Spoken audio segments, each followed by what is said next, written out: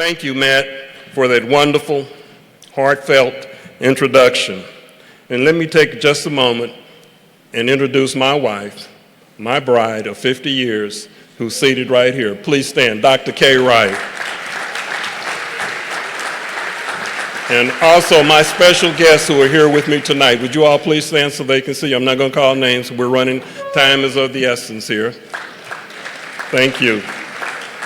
To Dr. Melissa Woolridge, Principal, Janice Bayou, President of the Board of Directors, and members of the Board of Directors, thank you for having me as the keynote speaker for the Booker T. Washington High School Distinguished Hall of Fame Foundation Induction Dinner Celebration.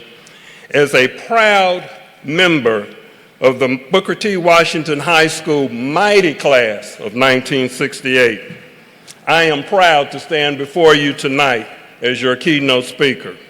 Tonight, we're here to recognize this year's honorees. To the honorees, I applaud you for your dedication to Booker T. Washington High School, and I applaud you for your outstanding accomplishments. I think I can speak for everyone in the room that we look forward to hearing from you tonight. Tonight is also a homecoming. There are so many of you who represent so many different eras of Booker T. Washington High School's storied history. I know a number of you, and a number of you know me, as our paths have crossed over so many different ways. We have our own Booker T. Washington story. Hopefully, some of what I will share with you tonight will cause you to have a reflection.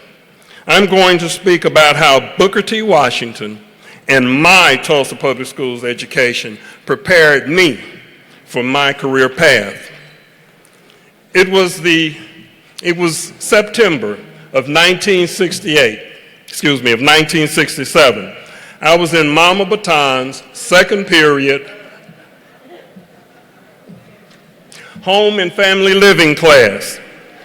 She had us stand, march around the classroom, clapping our hands as we sang the Hornet Victory Song.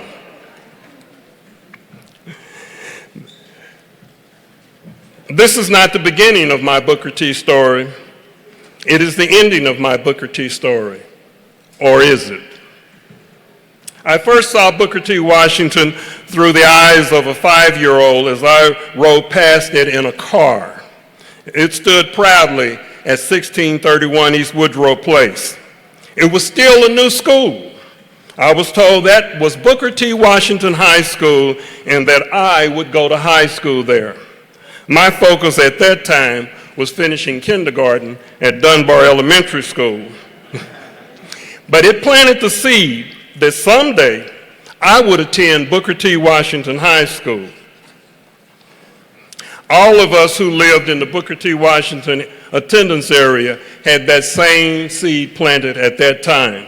As a kindergartner, I had no idea that Brown versus the Board of Education, Topeka, Kansas, was a landmark Supreme Court decision that would change the public schools throughout the United States, or the impact that it would have on Booker T. As I reflect on my education, there was a systemic plan to get us ready for Booker T. At Dunbar, we had excellent teachers who taught us to read, write, and do arithmetic. At that time, it was called arithmetic. The preparation for Booker T continued at Carver Junior High School, where I had excellent teachers like Evelyn Lawson, Elnora Bryant, Jewel Maynard, and Versley Alford. Versley Alford was my typing teacher. This was the foundation for me to continue my studies at Booker T. I once had the pleasure of visiting with Mrs. Alford, and I shared with her that as a result of her typing class, that I would type my own dissertation.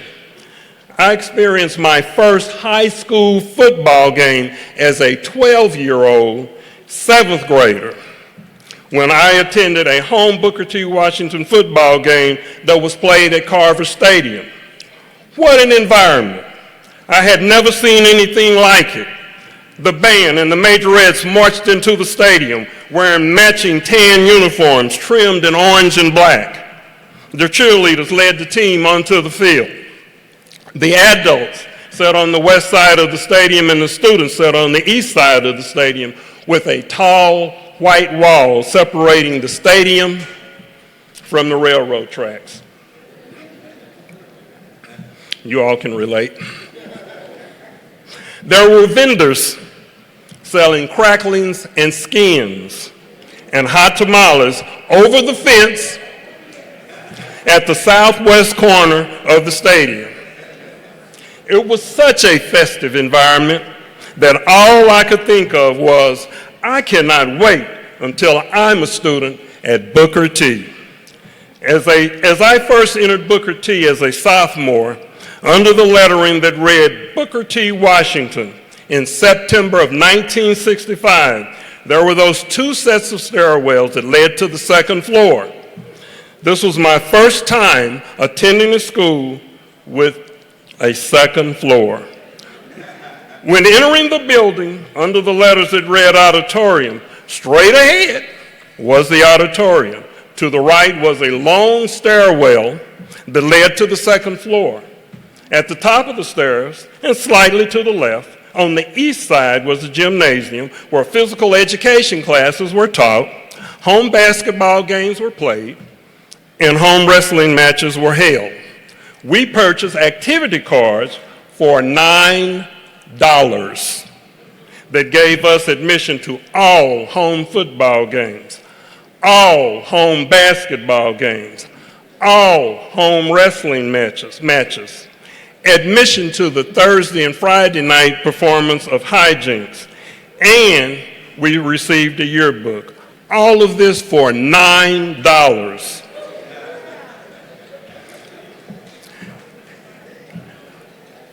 A yearbook published by W.D. Williams and his yearbook staff during any school year would give you a clear understanding of what student life was at Booker T. There was an assembly every Friday. These assemblies were both informative and entertaining. We were able to display our oratorical skills, vocal and instrumental music skills, acting skills, creative skills. Each class produced a talent show assembly that was a competition with the other two classes for the best talent show. During my years at Booker T, the Hornets were still playing home football games at Carver Stadium, or Hornet Stadium, or the Pit as we called it. I saw the Hornets play football against schools like Muskogee Manual, Okmulgee Dunbar, Oklahoma City Douglas, and some of the other Tulsa schools. As desegregation occurred, schools like Muskogee Manual and Okmulgee Dunbar eventually closed. The greatest highlight of my high school years was watching the Hornet football team go undefeated and win the school's first of 3 consecutive state football championships. The stands were filled with spectators for all home games. The track was lined with spectators. It was standing room only. Finding a place to stand was a challenge. We had outstanding players from all 3 grade levels that played on that championship team. They were well coached by Coach Ed Lacey and his assistant coaches. Irving Brown, Eugene Hooks, Bob Mays, and Roosevelt Matt Ratliff. I'll leave the applause on that one. An indication of just how good or how well coached the players were. 2 teams scored on the Hornets during the regular season. The first team we played and the last team we played each scored 6 points. All other teams were shut out. The first playoff game was a shutout, but we found ourselves in an unfamiliar situation in the state championship game, down 14-3 going into the fourth quarter. only to come back and win it 30-14. What a game, what a win for the Hornets. We had excellent teachers. The men were suited every day. The women wore dresses every day.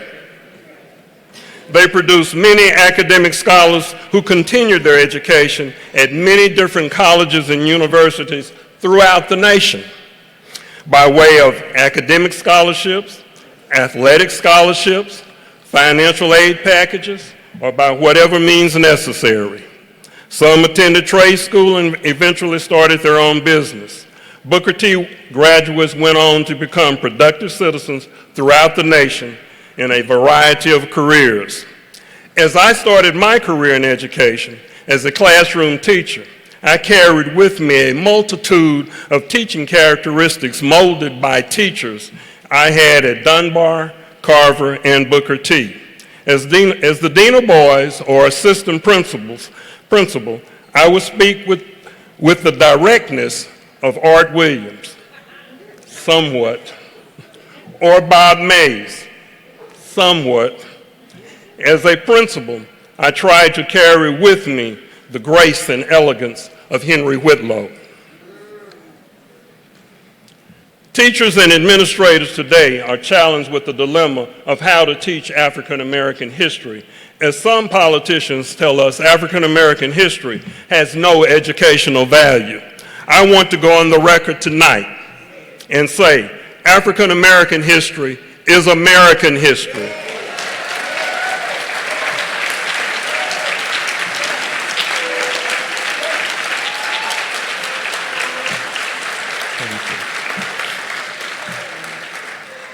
Tonight is the 56th commemoration of the assassination of Dr. Martin Luther King, Jr.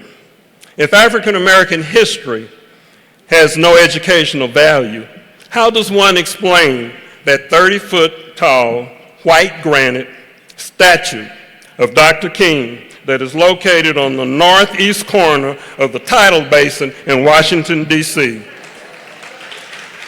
or his legacy? There are so many African Americans who have contributed to our great American society. American history and world history have not been pretty, and it should not be sanitized or cleaned up to make it look like something it is not.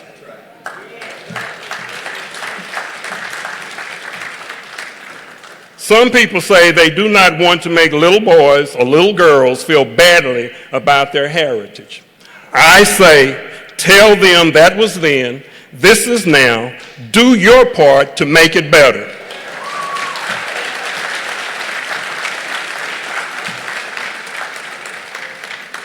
Teachers should not risk losing their teaching certificates for teaching and discussing Black history.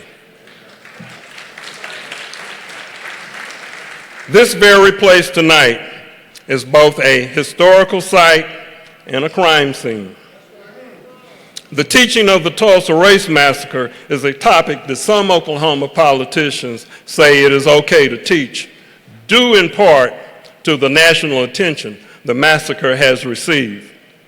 To borrow a phrase from our national anthem, with bombs bursting in air. During the massacre, our school, Booker T. Washington, was still there. Booker T. Washington High School, as it stood proudly at the corner of Elgin and Easton Street, survived the Tulsa Race Massacre, and it was used as the American Red Cross Relief Center. There are 3 monuments in the Greenwood district that memorialize Booker T. Washington High School from the days when it was in the Greenwood district. There are 3 plaques that are located just north of here on Greenwood. These plaques memorialize with a list of names those who graduated from Booker T between 1916 and 1951 and became teachers and administrators in the Tulsa Public Schools. There is a monument next to the South Building close to the street that runs through the OSU Tulsa campus that memorializes a site as the Booker T. Washington High School in 1913. There is the Ellis Walker Woods Memorial that is north of OSU Tulsa's northmost building on the west side of Greenwood. It displays a rich history of Booker T. I highly recommend you visit it and soak in the rich heritage of Booker T. Washington High School from back in the day. In September of 1950, Booker T. Washington opened at 1631 East Woodrow Place. In September of 2003, a new Booker T. Washington High School opened at 1514 East Zion. The location of the school has changed several times.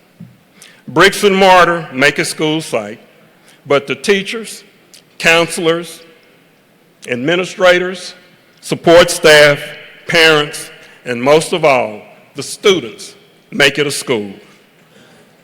Booker T. Washington, the school, has provided an excellent education for students for over 111 years.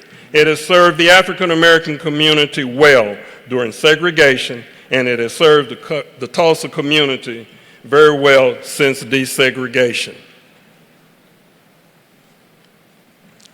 I just want to take a moment and brag on two things here. One, I want to say with pride that I had the pleasure of serving as Dr. Ebony Johnson's principal at McLean High School for 4 years. And she is here tonight, Dr. Johnson. I proudly say my signature is on her diploma. I also want to take a moment and reflect on a committee that I served on. It's the committee that is working to make the Greenwood District a national monument. It's been led by Dr. Tiffany Crutcher and so many others. I served on it as a trustee representing historic Vernon AME Church. This is legislation that we're trying to get passed by the United States House of Representatives, the United States Senate, and we have been assured that if it passes both houses, that it will be signed by President Joe Biden.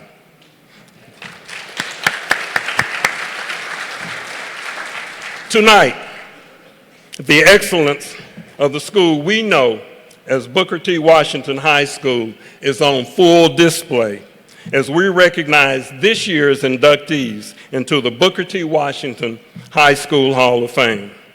I spoke at the beginning of the ending of my Booker T. story and said, or is it?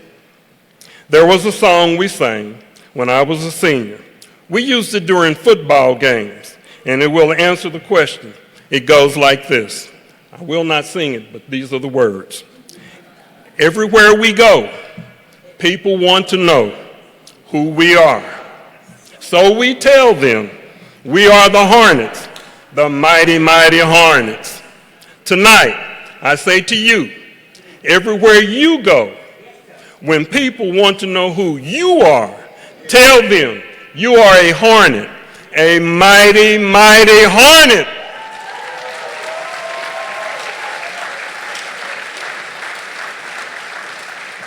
Thank you. May God bless you, and may God keep our schools safe.